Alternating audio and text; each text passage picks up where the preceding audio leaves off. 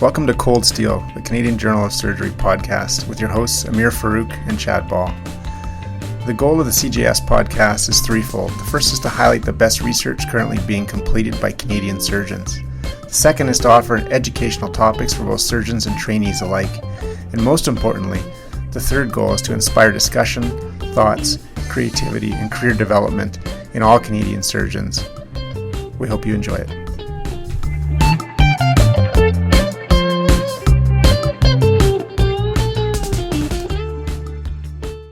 Dr. Sean Gregg is a practicing general surgeon in Red Deer, Alberta. Dr. Gregg has a fascinating life story and is a superb surgical educator. In this episode, we get his thoughts on creativity, entrepreneurship, and advocacy in surgery. Dr. Gregg, thank you so much for coming on Cold Steel and joining us on the podcast. Can you tell us, for those listeners who don't know you as well, where you grew up and what your training pathway was? Yeah, you bet. So I'm an Alberta guy. I grew up rurally just south of Calgary, kind of on the edge of Kananaskis country. My dad trained horses, so we had a bit of a farm. And then my first degree was in Edmonton at the U of A, and that degree was actually in physics. And then I actually started a master's program that I never finished, and some other detours along the way before doing my MD at U of C, and that's where I finished my general surgery residency as well. And then I practiced for about 3 years, and then I went back and joined Chad Ball and Elijah Dixon, Francis Sutherland, and Oliver Bathes for some remedial work in hepatobiliary surgery. And then came back to work in Red Deer, and I've been there, well, ever since, so about 8 years since then. Sean, we know you, quite well in Calgary, and I think we talk lots, and we always appreciate all your contributions academically, clinically, and so on that you give to us. But I'm not going to let you sidestep the word detours without telling us about some of those detour stories. And I think at the end of the day, you're such a remarkable guy, and you think about life and you think about surgery maybe a little differently, and I mean that as a compliment to most of us. We're pretty linear. So I was wondering if you could tell us some of those stories and maybe how they impacted your career in either a good or a bad way. Yeah, I like all of us, I often get patients ask me why I became a surgeon, why I choose to do what I'm doing. Usually I'm doing a colonoscopy at the time they ask me. But my answer is always the same. I just tell them I wasn't good at anything else. I tried all kinds of things. So as I say, my first degree was in physics. Well, we know that's not true. You're good at, my observation has been you're good at everything you do. My first degree was in physics, which is a fascinating discipline, right? It was theoretical physics, not useful or applied physics. And it wasn't long into my first degree that I realized that there was no career path in physics that was interesting or exciting to me. I think you could teach physics to other people, or you could be in an underground lair in Switzerland or something like that, and none of those really appealed to me. But at the time, I was interested in international development, and I had done a development project as a student in South America, in Guyana. I spent a summer down there, and I applied for a scholarship in my third year of my physics degree. That was a great scholarship. I'm sure nobody else applied. It was sort of back of the book, but it was funded by a Canadian development agency, and it would pay for me to study anywhere in the world for a year, as long as it was the developing world.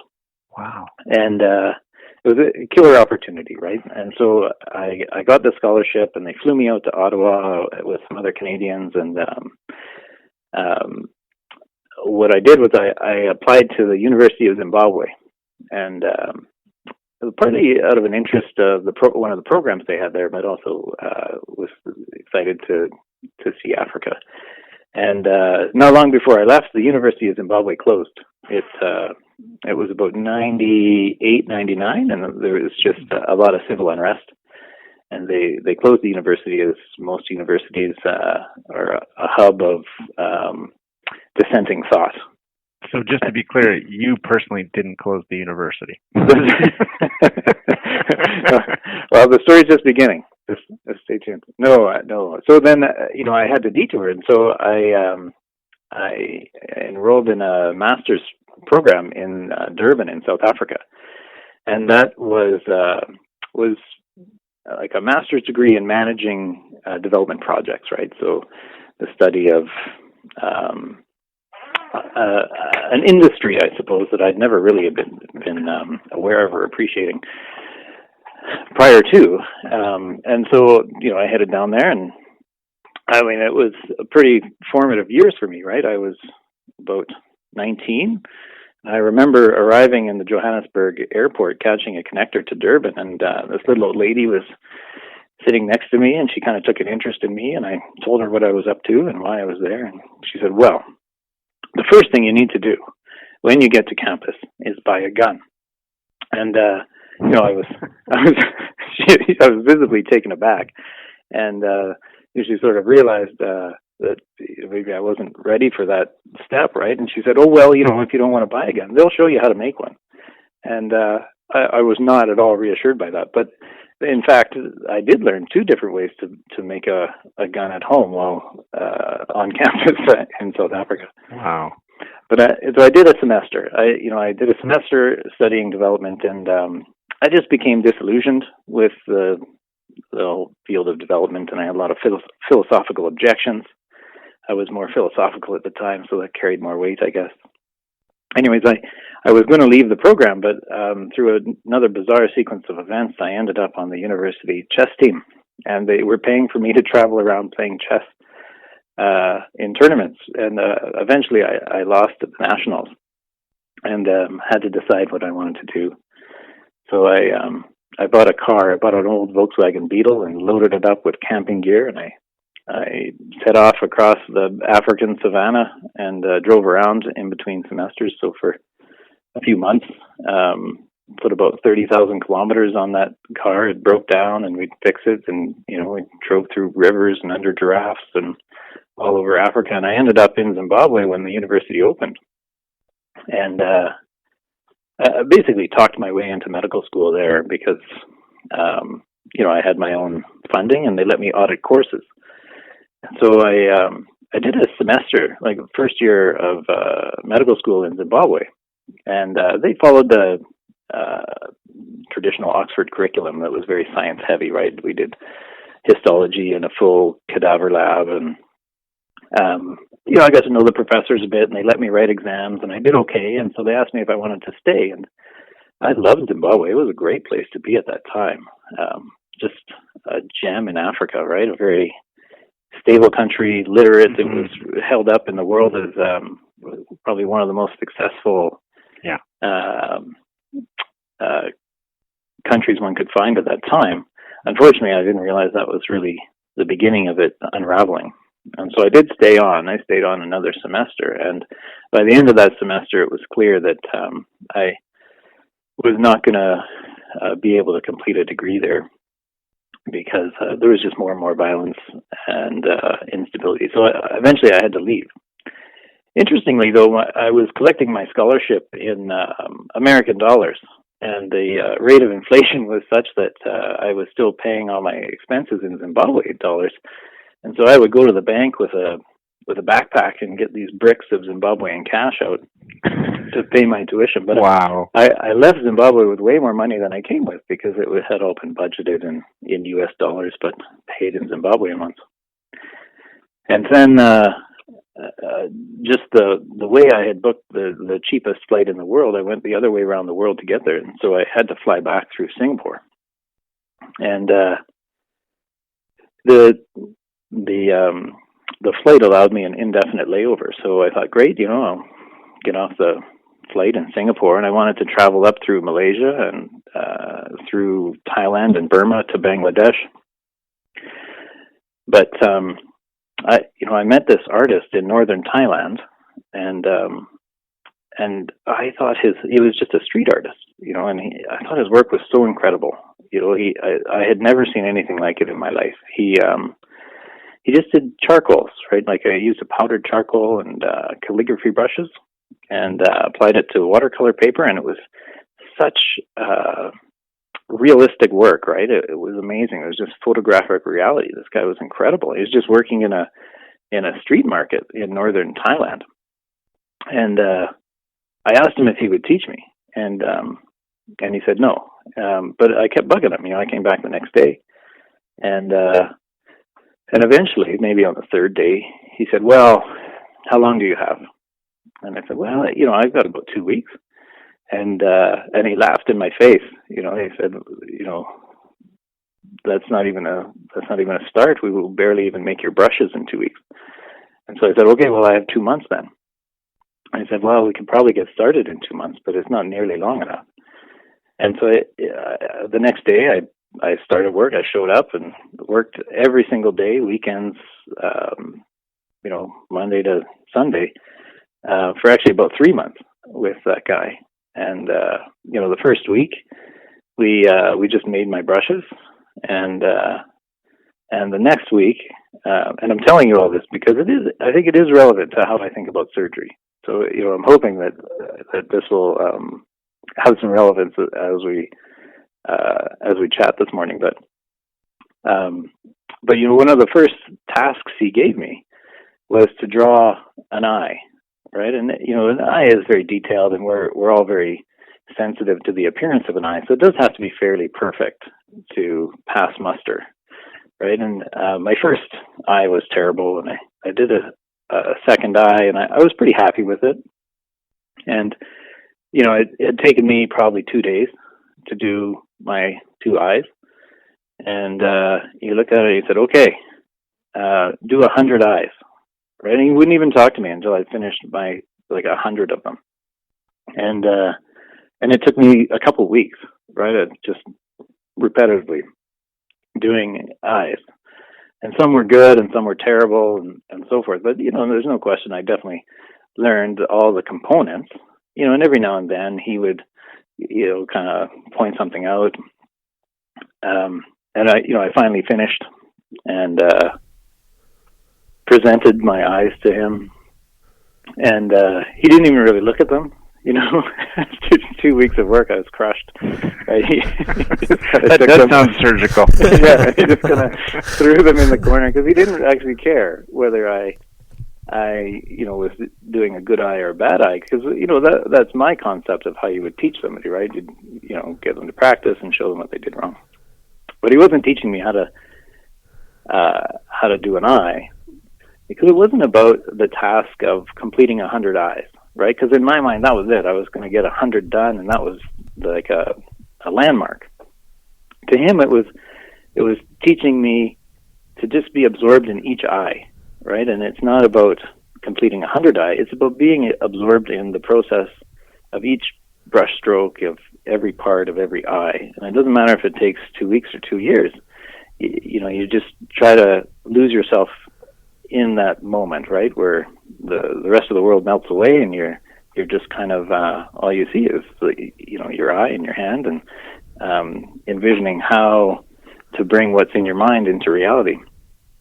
And eventually, one of my friends at the time who owned a bar, he took all my pages of eyes and he put them up.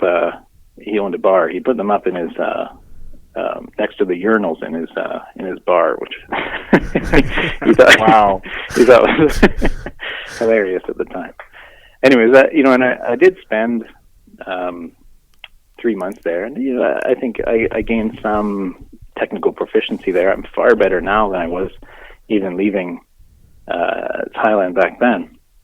But I think the lesson wasn't about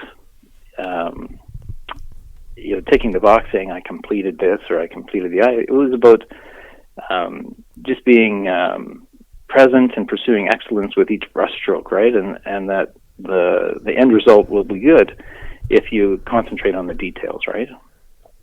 And it's still a hobby. I always have something on my easel that's unfinished, and I don't spend as much time with it as I used to, but I'd love to get back to it. So from there, I came back to Canada, and I finished my degree in physics, and I kind of thought, geez, well, now what? And I decided that, of the things I tried, I really did enjoy medicine, and I wished that I could have carried on in Zimbabwe. So I'd written my MCAT and applied to medical schools. I would have applied that year. And I had a friend living in Taiwan at the time. And I flew over to join him. And that year, I actually applied to medical school from an internet cafe in Taiwan. And for anybody that traveled at that time, internet cafes were sort of hubs of traveler culture, right? I mean, people spoke, and so I applied to medical school in this smoky internet cafe next to kids playing StarCraft, and I worked in Taiwan that year. I actually taught kindergarten in an English immersion school in the mornings, and I worked as an artist the rest of the time, right? So I would do mostly portraits and various other commission things. And that was a good time. I worked really hard trying to learn Chinese, but that really didn't stick. But it was a good time for me, right? I tried on some different hats, saw a different side of the world. My girlfriend at the time was living in Peru, and so I left Taiwan. I came back to Canada and did my medical school interviews, and then joined my girlfriend in Lima, where I studied Spanish at a university in Lima. And that relationship didn't work out, obviously, but when we broke up, I headed off on my own, and in retrospect, I can't think why this seemed like a good idea at the time, but I'd been traveling all over the world, and I felt pretty comfortable in my own shoes, and so I decided I would cross the Andes in the north of Peru on my own, and there really isn't any roads up there to get over the Andes. And at that time, which would have been about, let's say, 2000, it's where the sort of the remnants of the Sendero Luminoso and the NRCA, the paramilitary groups, resided. Right, that's the eastern slopes of the Andes is perfect climate for growing cocaine. Right, it's got a high elevation and lots of rainfall, and so it's mostly populated by farmers. But it took me about 2 months to get across the Andes, and every day is a story. I went village to village, and a lot of the people had never seen a white person. And eventually, you'd get far enough over and down the eastern slopes that the rivers got big enough, and you could climb on a boat and head down the Amazon.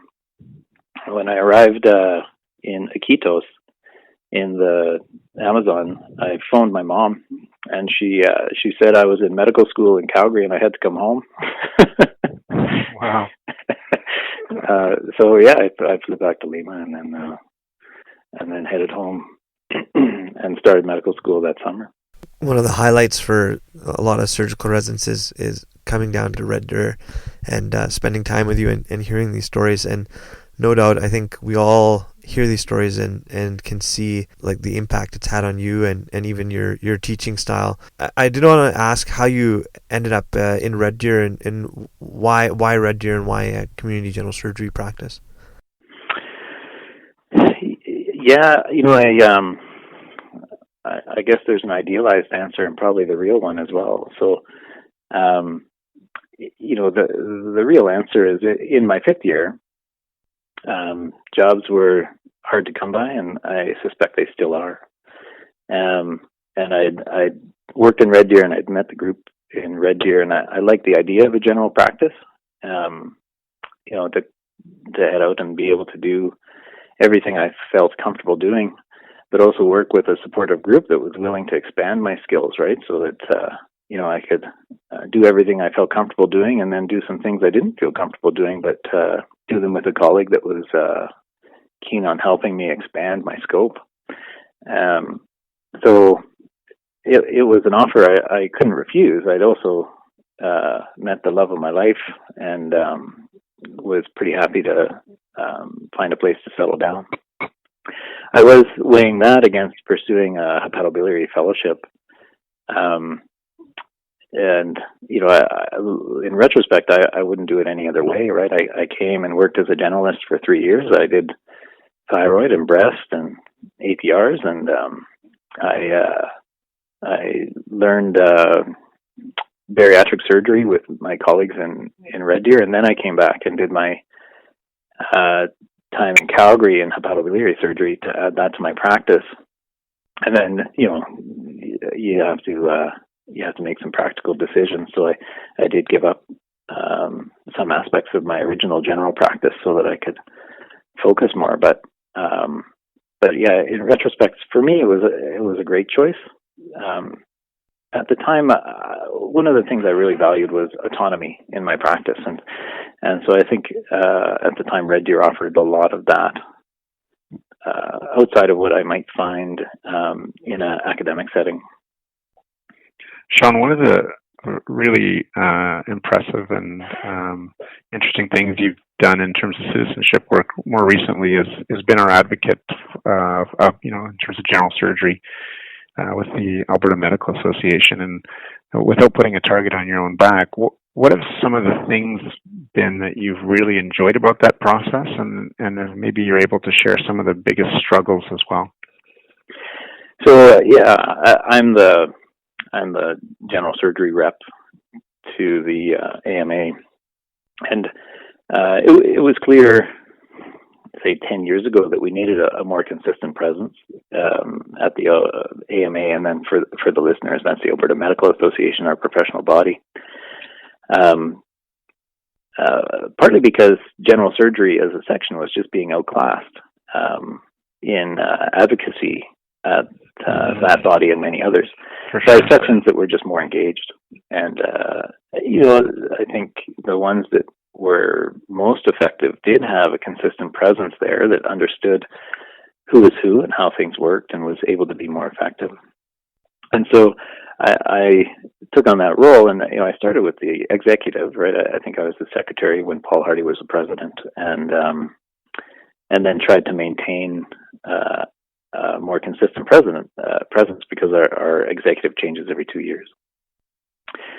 So attending the rep forums, it's interesting. The minutes are available to everybody. What isn't available to everybody are the conversations that happen at the breaks or on lunch or at dinner. And general surgery in particular is really insulated. I think we're so hospital based and absorbed in our work that we don't necessarily appreciate how other sections have structured their practice models and modernized them.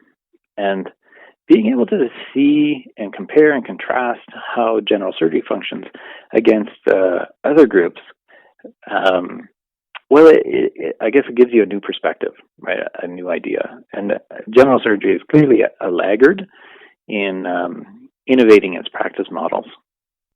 And that's not necessarily a criticism, because it comes from a sincere place. We genuinely love our work, and we revere the practice models that we inherited from our teachers. But I do think that there's a role to challenge them, and see what other people are doing and try some different approaches. So for me, it's the greatest benefits have just been eye-opening and sharing and learning from some of the other groups. The greatest challenge for sure is just engaging surgeons, right? Because exactly, they love what they're doing and they're busy. They're happy to be supportive because they want an advocate.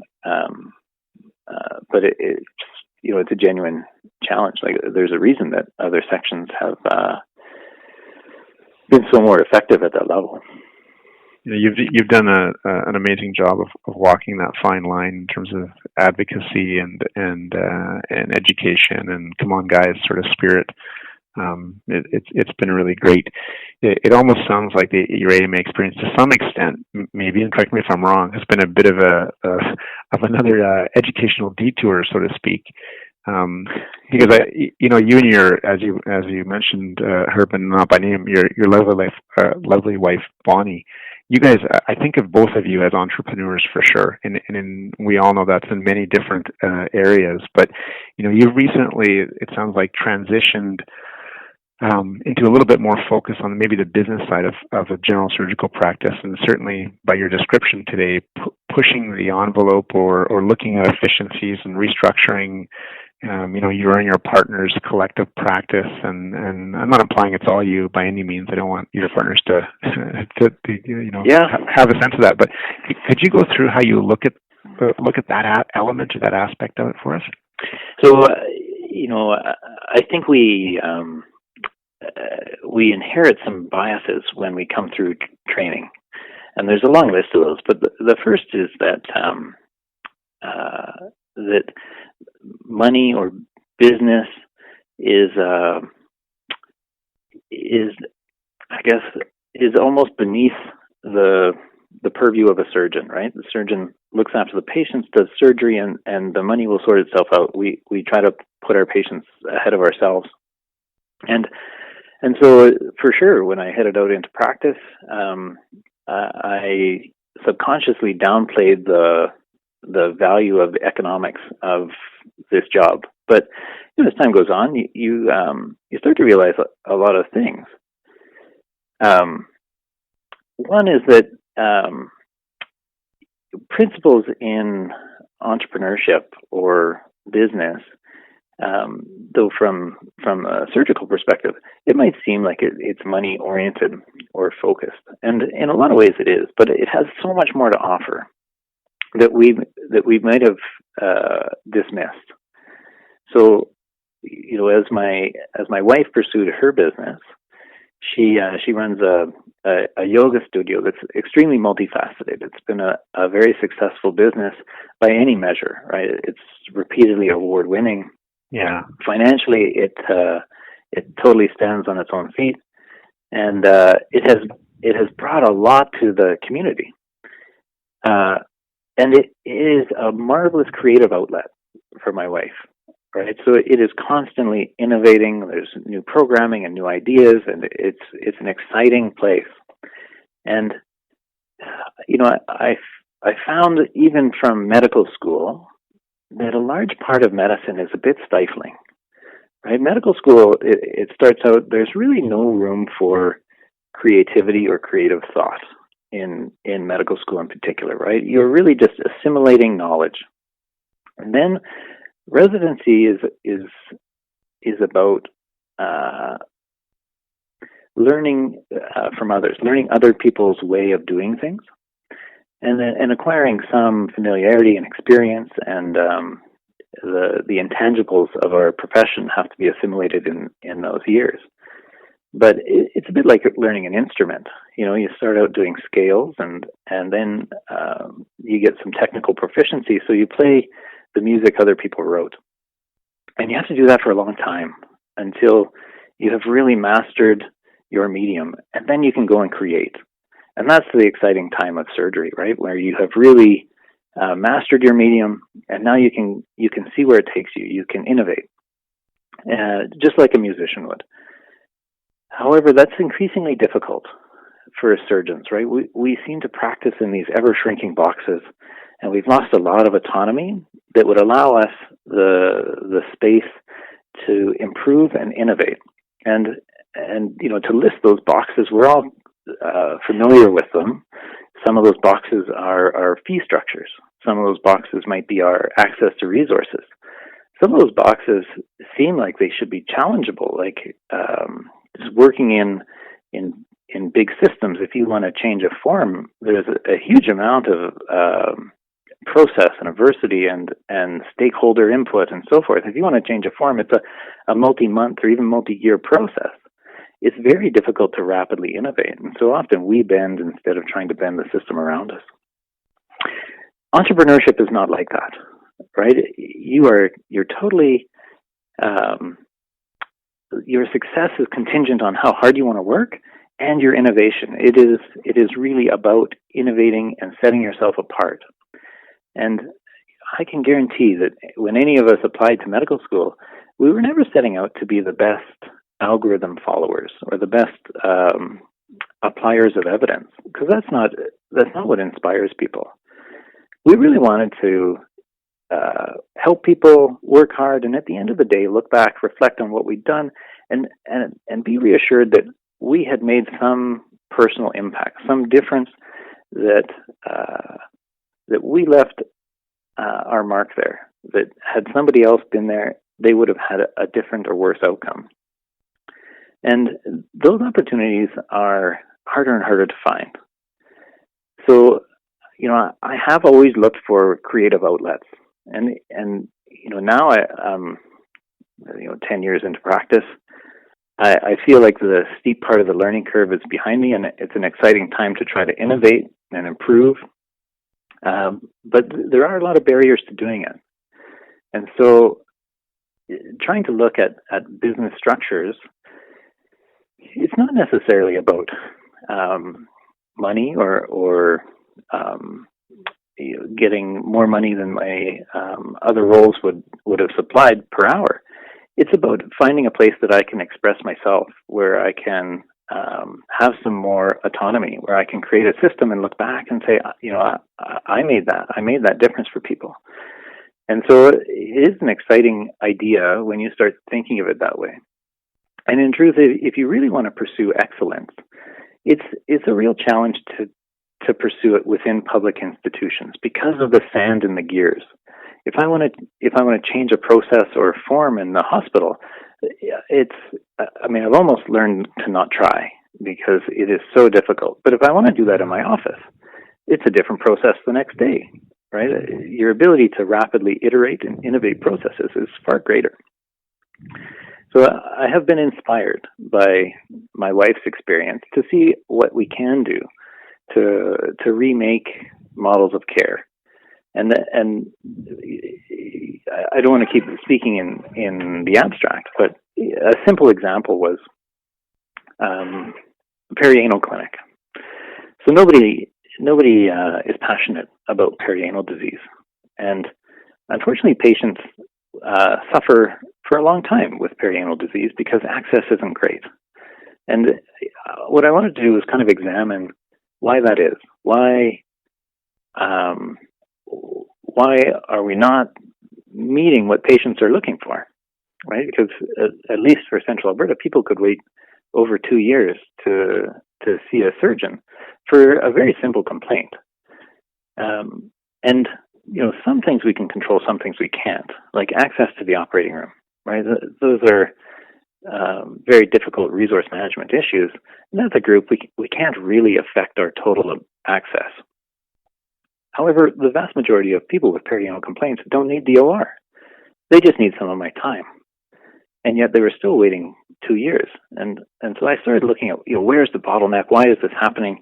And, part of it is it was not well paid, and it's not glamorous, and nobody really enjoyed it, so they didn't set aside time for it. So I started thinking, well, how could I make it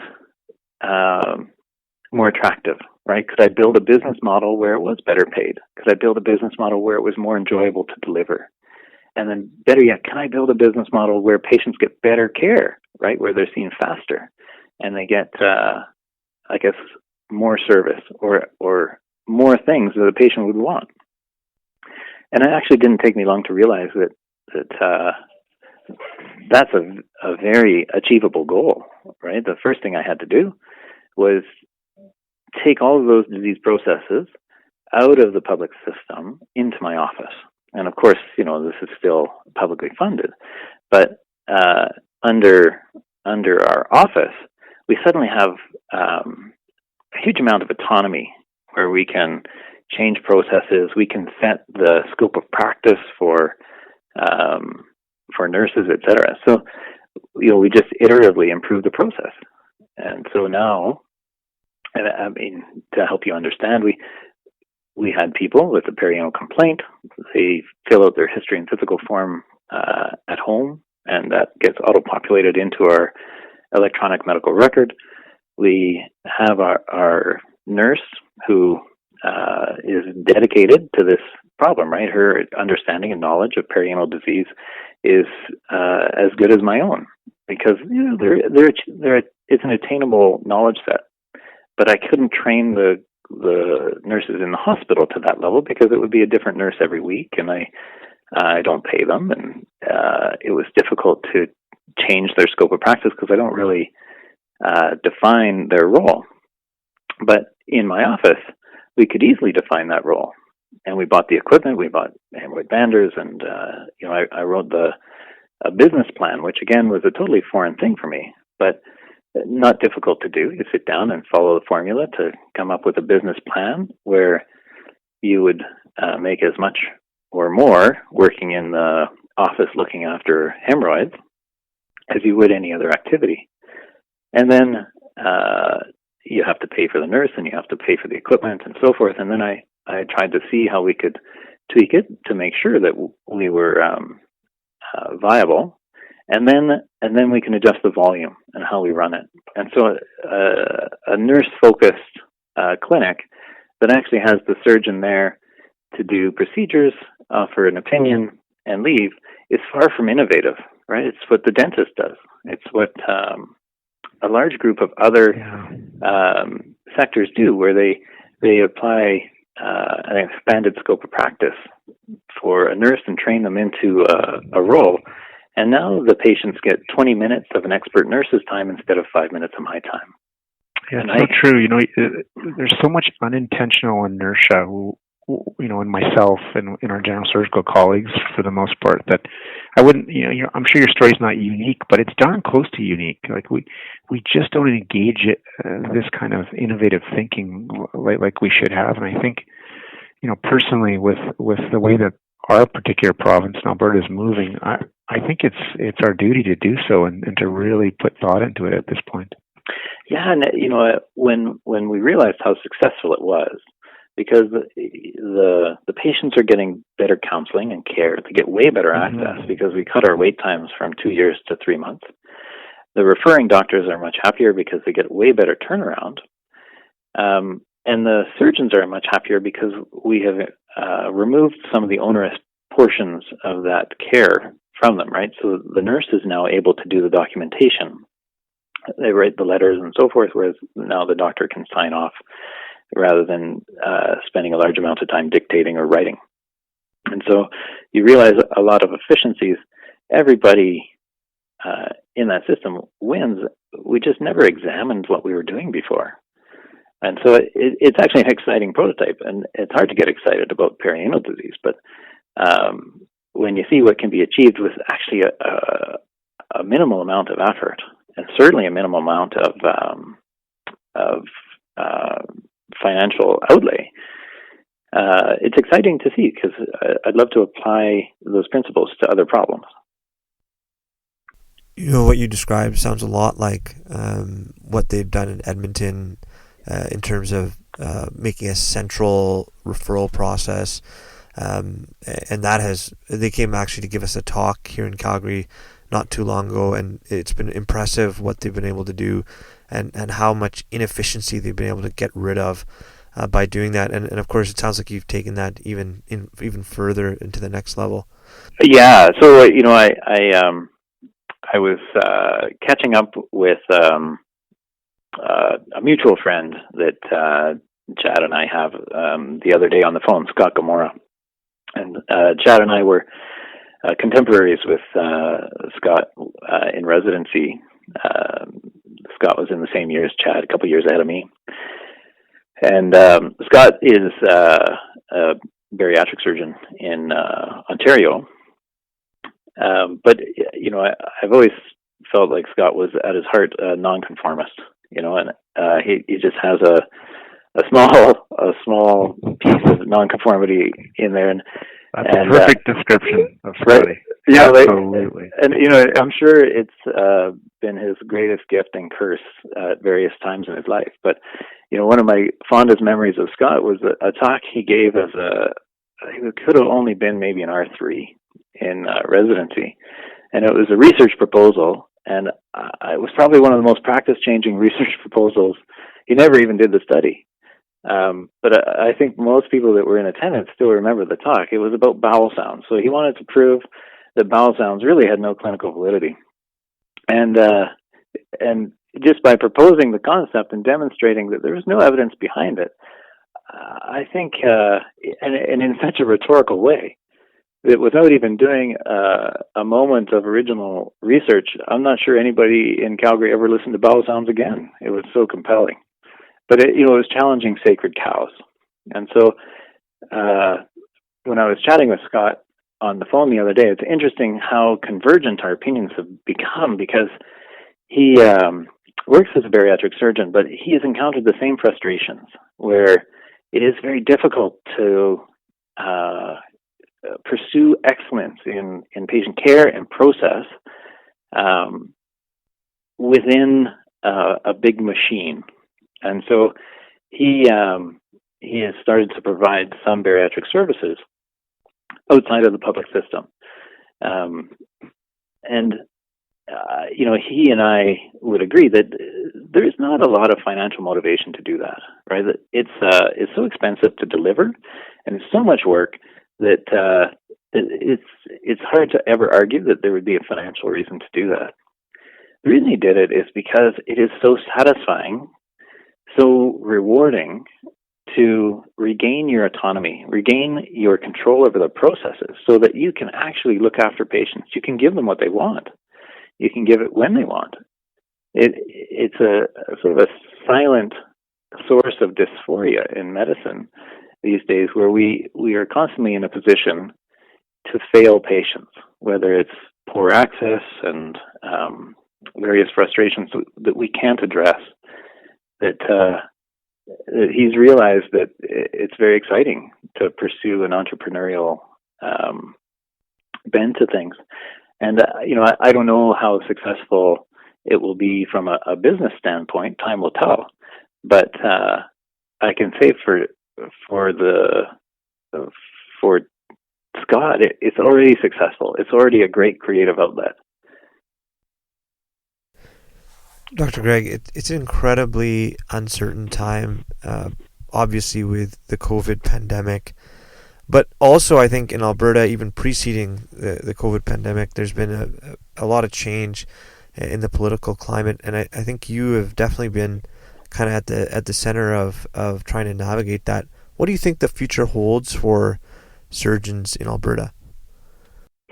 Yeah. I mean, I guess the crux of that question is it's sad that it's so hard to answer, right? The future is uncertain, and none of us have a crystal ball.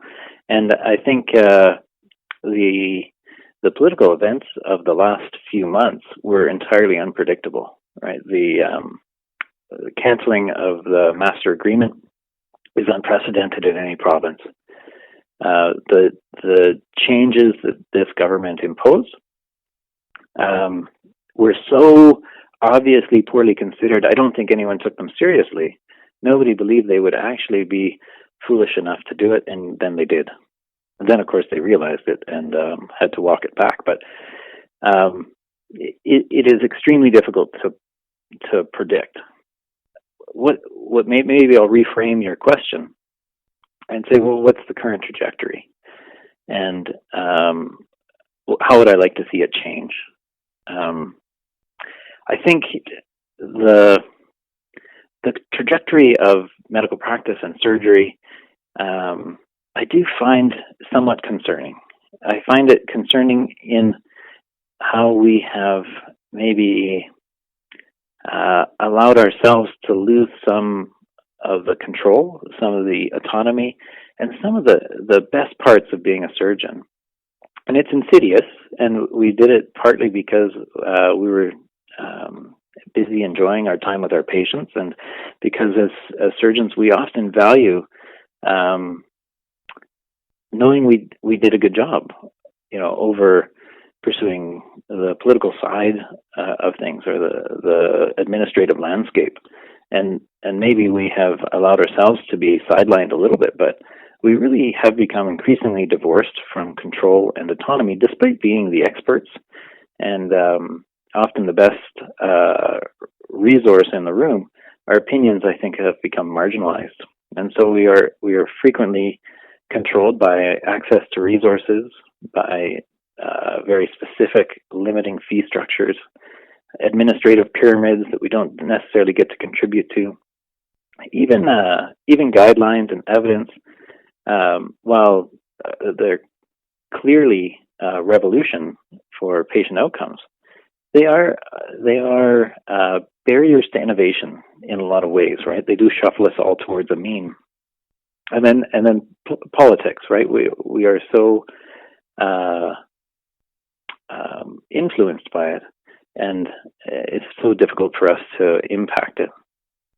So, I think one of the frustrations that surgeons see is that despite losing control, we carry no less responsibility than we did 10 or 20 years ago, right? We are still morally responsible for poor outcomes. And we still carry that moral injury when we have unhappy patients, even if their discontent is related to things beyond our control. I think most surgeons have a certain learned helplessness where they are happy to continue focusing on the aspects of their job they can control and that they do enjoy. But the trajectory I do find concerning, that there's a lack of engagement, and we are maybe losing a battle that we didn't even know we were in. And so, how would I redirect that trajectory? I think it does come down to critically appraising the system and the trajectory of it, and then seeing what you can control. What can we take back, and where can we express ourselves and express our autonomy, and to be excited about those things, right? To have a little bit more unity and engagement, and build each other up. I think there is ways that we can change the direction of things. I think that term "learned helplessness" is such an apt one, because people, it's like a favorite pastime in the operating room is to complain about, various problems with how patients see us and how patients get to the operating room. But very rarely do you find anyone actually, going out and setting out to actually change those processes, and we need it so desperately. And since I started thinking this way, like with a more entrepreneurial bend, I actually see a world of opportunities. I see opportunity everywhere to improve it. And the barriers that I imagined there, they're not necessarily barriers. There's more opportunities than one might guess. Dr. Gregg, I think one of the things that I also wanted to touch upon before we kind of close things out is just talk a little bit about your group in Red Deer. I really enjoyed my rotation when I came down there, and it's consistently one of the best rotations for Calgary residents and Edmonton residents who come down to Red Deer to join you. How have you guys maintained such a fantastic group in Red Deer, and what do you think it is that makes you guys such a great group? Well, I'm flattered you think so. I think we do take a fair bit of pride in trying to maintain a strong group. We are actually a very integrated group, so we have a single office together. We are very interreliant on sign-overs for call, and so having good colleagues is probably the number one most important thing for my quality of life. It allows me to trust others with the care of my patients, and we, as a group, when we're unified, can accomplish far more than a bunch of individuals. I think it's got to be about a long-term principle of building a strong surgical culture. Once you have a good group and good philosophy, it becomes one that people do want to join. And so we probably do recruit a bit above our weight class for that reason, is because we have a good quality of life because we're a unified group, because we get along, because we support one another. And for me, that was probably one of the most constructive parts of my career, was those first few years here where Dr. Ferris would scrub with me, where, that was almost my first fellowship, and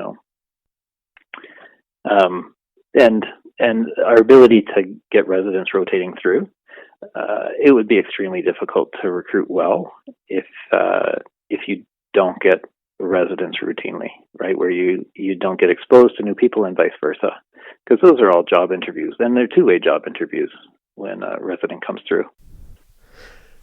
In closing, Dr. Gregg, I just wanted to get your advice for trainees, and particularly I'm being selfish now as I'm about to go out into the great wilderness and the great blue yonder myself.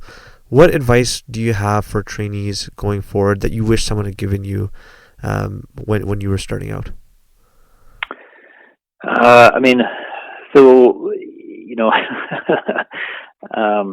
I do think about my time as a trainee, and from my perspective now, I do try to improve things for them. And so this isn't your question at all, but I'm going to answer my own question. How can we make things better for trainees? And so we have tried to do better long-term manpower studies, or at least planning, right? So we identify a community need, and then we identify a good person with an interest, right? So that we think that they can serve our community, and then we help them get the training that they would need to serve the community and be a good fit. It's a tough place to be when you're a trainee and you're trying to pick a fellowship, uncertain of where you might end up. But you might be happy in any number of fellowships or types of practice. It's very difficult to pick one, but that's the advice all trainees get. It's, do what you love and it'll work out. But in truth, if you had the commitment and support of a group and a job offer, and they wanted to help you find that training, it's a much better place to be as a trainee. And so we've tried to create that scenario, and I think we do recruit a bit better for it. Thinking about, the advice I give the trainees, we have medical students, and I usually tell them if they could be happy in a different profession that wasn't surgery, they should do that. Surgery is for people that couldn't possibly be happy doing anything else.